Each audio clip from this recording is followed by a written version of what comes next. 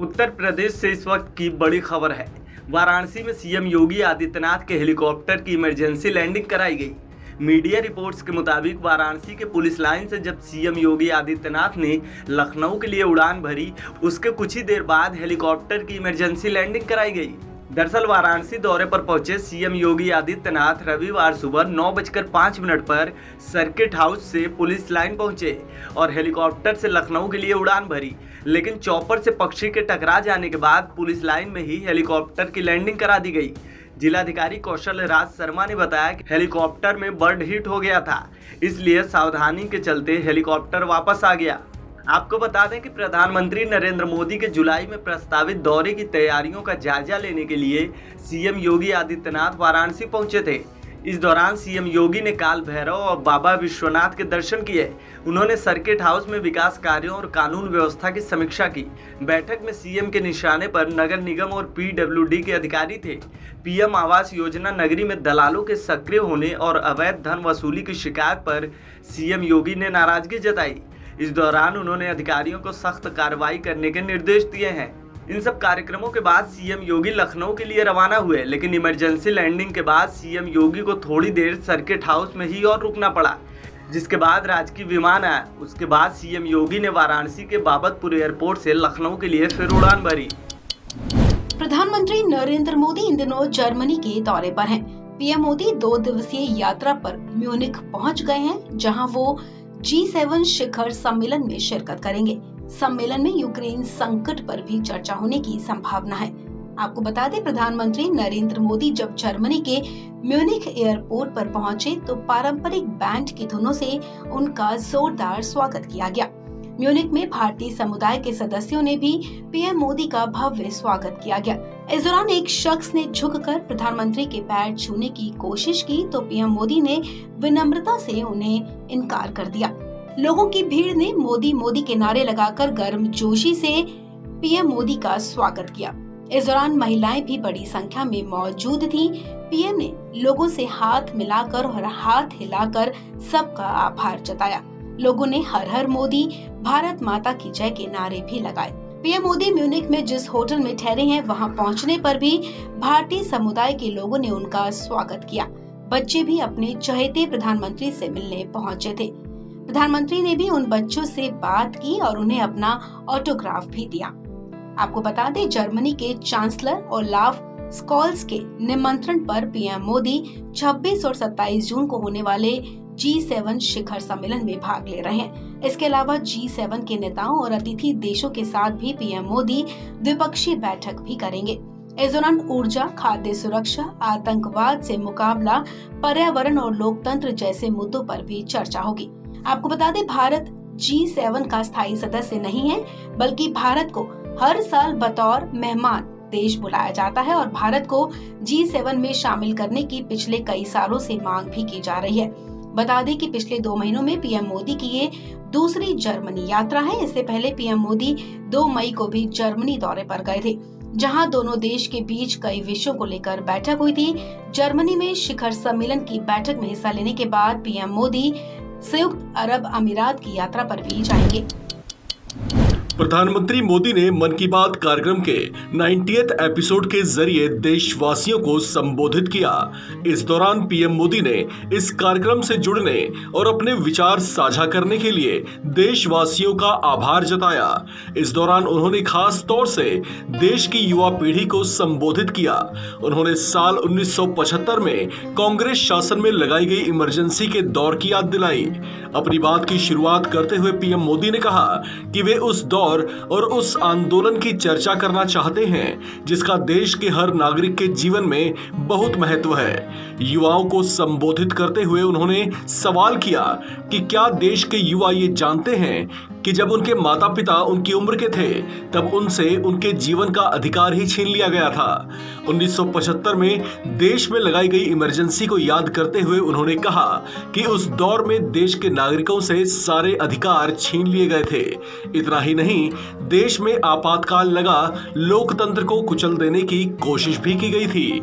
देश की संवैधानिक संस्थाओं, अदालतों और प्रेस के अधिकारों तक को पूरी तरह से नियंत्रित कर दिया गया था।